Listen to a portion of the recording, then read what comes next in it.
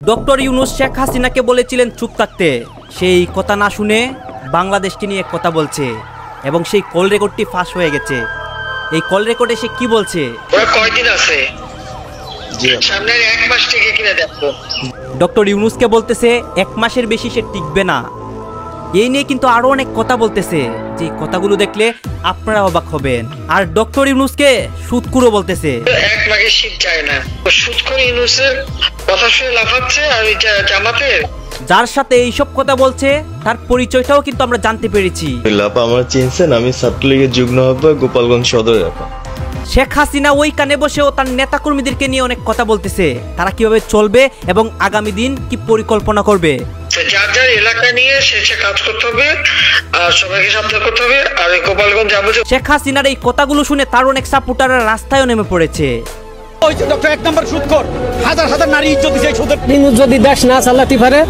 আবার আমরা এইটা দেখতে পাচ্ছি, ডক্টর ইউনূসকে নিয়ে অনেকে স্লোগান দিচ্ছে।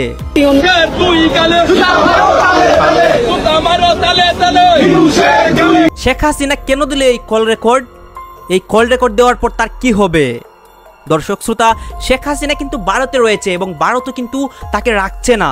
তারপরও শেখ হাসিনা বাংলাদেশকে নিয়ে এইসব কথা বলতেছে। এত সাহস সে কোথায় পেল? এই নিয়ে সর্বশেষ কি হয়, এখন কয়েকটা ভিডিও প্লে করব। এই নিয়ে সবাই কি বলতেছে এবং আমাদের বর্তমান সরকার ডক্টর ইউনূস কি বলতেছেন, এইসবও দেখতে পারবেন। দর্শক শ্রোতা, শেখ হাসিনার সম্পূর্ণ কল রেকর্ডটি আপনারা শুনবেন, যেই রেকর্ডটি এখন পর্যন্ত কেউ দেয় নাই এবং আপনারাও শুনেন নাই। এই যে সবকিছু দেখবেন। ভারতে পালিয়ে থাকা শেখ হাসিনার আরেকটা অডিও কল ফাঁস করা হয়েছে। মানে এই যে একটার পর একটা কল ফাঁস হচ্ছে, সেই ফাঁসটা আমরা প্রথম থেকেই বুঝতে পারছি এটা পরিকল্পিতভাবে করা হচ্ছে। এর আগে আরো কয়েকটা হয়েছে। ইনফ্যাক্ট এই প্রবণতা বেড়েছে যখন আমাদের প্রধান উপদেষ্টা ভারতের ওখানে একজন শিবির আর একজন হলো ছাত্রদল, তাদেরকে বসাইছে এখন গোপালগঞ্জে। জি আপা, এটা আসলে গোপালগঞ্জে।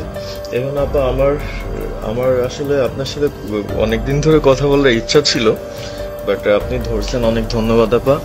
আর আমাদের গোপালগঞ্জে একটা দিক নির্দেশনা দিবে এরকমের একজনকে একটু সেট করলে আমাদের জন্য ভালো হয়। আর দ্বিতীয়ত তাহলে সারা বাংলাদেশের নেতাকর্মীরা হয়তো বা নামতে পারতো। হাজার নারী ইজ্জত দিছে এই সুদের বিনিময়। প্রত্যেকটা গ্রামে গ্রামে নারীর ইজ্জত দিছে, প্রত্যেকে এই সুদ করার বিনিময়, সুদের বিনিময়। হাজার মানুষ বাড়ি ছাড়া হয়েছে, ঘর ছাড়া হয়েছে এই সুদ করার দিয়া। বসে বসে মানে কার কাছ থেকে কি পাকা কথা শুনে বলে তো লাভ নেই। জি আপা, এটা নরমাল, আমাদের তো নরমাল রাজনীতি করতে দেবে না। জি আপা, ওই ওসি যে ওসিকে কলার ধরছে, ওসির নাম কি, ওসির বাড়ি কোথায়, সেটা খোঁজ করে বার করো, আমারে পাঠাও।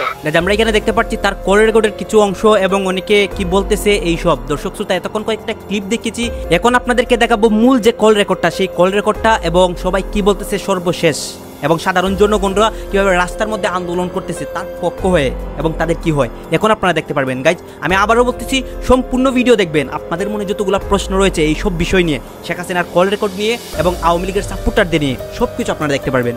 এই যে আর এখন একেবারে ওই সুদখোর ইউনূসের কথা শুনে লাফাচ্ছে। আর জামাতের ওরা কয়দিন আছে? সামনের 1 মাস থেকে কিনা দেখো। জি আপা, জি আপা, দোয়া করেন আপা। আর আমি আপনাকে 1 মাস আগে কিনা দেখো, তখনই আপনারা যারা বেশি বাড়াবাড়ি করেন কোথায় যাবেন সেটা বুঝে নিয়েন। জি, আর এই তালিকা সব করে রাখো। করছেন তিনি কারোর সাথে কথা বলছেন, কথাটা ফাঁস করে দেয়া হচ্ছে। তাতে দুটো কাজ হচ্ছে, সরকার যেটা চাইছে না তিনি সেটা করছেন, এবং উনি সম্ভবত চাইছেন তার দলের নেতাকর্মীদের কাছে কিছু বার্তা পৌঁছাতে। তিনি এখনো আছেন, তিনি কোনোদিন চট করে দেশে ঢুকে পড়বেন, দেশের বর্ডারের কাছাকাছি কোথাও আছেন, ইত্যাদি ইত্যাদি নানান কথা বলছেন। রিসেন্ট যেটা আছে সেটার ক্ষেত্রে আমরা দুটো ব্যাপার একটু আলাপ তুলতে পারি। সেটা হলো এটা করে উনি আসলে কি অর্জন করলেন, আমাদের কি করা উচিত, এবং ভারত সরকারের কাছে আমাদের বার্তা কি হওয়া দরকার এই ইস্যুতে, সেটা নিয়েও কথা বলা দরকার বলে মনে করি। এই অডিও কলে আবারও বলছি, এটা পরিকল্পিতভাবে যিনি অপরপক্ষে শেখ হাসিনার সাথে কথা বলছিলেন তিনি এটা রেকর্ড করেছেন এবং অন্য একটা ডিভাইস দিয়ে তারপর সেটাকে পাবলিশ করা হয়েছে এবং আমাদের দেশের টিভিগুলো যথারীতি এটাকে নিয়ে কথা বলেছে। কেউ কেউ বলছেন যে শেখ হাসিনার এই ধরনের বক্তব্যকে পাত্তা দিয়ে আমরা আবার তাকে আরও বেশি স্প্রেড করতে সাহায্য করি কিনা। এর আগেও আমি যখন তার এই ফোন কলগুলো নিয়ে কথা বলেছি, আমাকে অনেকে লিখেছেন যে এটা করার মাধ্যমে আমি বরং তাকে হেল্পই করলাম, কিন্তু আমি ঠিক ব্যাপারটা ওভাবে দেখি না বলেই আবারও কথা বলতে চাইছি। কারণ হলো আমি মনে করি এটা নিয়ে কথা বলা দরকার এবং আমরা আমাদের মধ্যে আমাদের টেকগুলো বলা দরকার, শোরগোল করা দরকার, কারণ এটার সাথে ভারতের উপর চাপ তৈরির সম্পর্ক আছে বলে আমি মনে করি।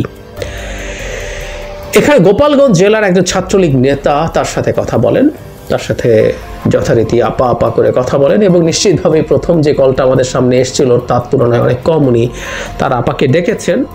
এখানে শেখ হাসিনার মোটা দাগে যেটা বলবো তার সেই পুরনো অ্যারোগেন্স এবং দেশে যে বিভৎসতা ঘটিয়ে গেছেন তিনি, দেশের মানুষকে, দেশের মানে শত শত মানুষকে হত্যা, হাজার হাজার মানুষকে আহত করা, ন্যূনতম কোনো রিপেন্টেন্স তার নাই, বরং তিনি তার সেই চিরাচরিত যেসব অ্যাটিটিউড আছে সেটাই দেখাচ্ছেন। তাকে গোপালগঞ্জ নিয়ে তাকে একটা জায়গায় মন্তব্য, আমি ভিডিওটা দিয়ে দেবো বা এটা পাওয়াই যায়, আপনারা শুনে নেবেন। গোপালগঞ্জ নিয়ে একটা প্রসঙ্গে উনি বলেন, গোপালগঞ্জে যেই হাত দেবে তার হাত পুড়ে যায়।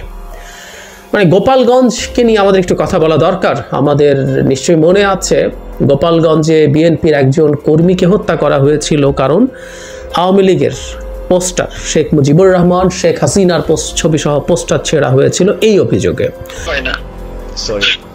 এখন যার নাম দেব তাকে সবার আগে অ্যারেস্ট করবে আর তার নামে সবার আগে মামলা দেবে। জি আপা আমাদের মাঝে মাঝে ওই যে প্রেস, মানে কালকে যে প্রেসটা দিচ্ছেন এটা আমি সুন্দর পড়ছি, অনেক ভালো লাগছে এবং আমি আমার ফেসবুকে ছাড়ছি।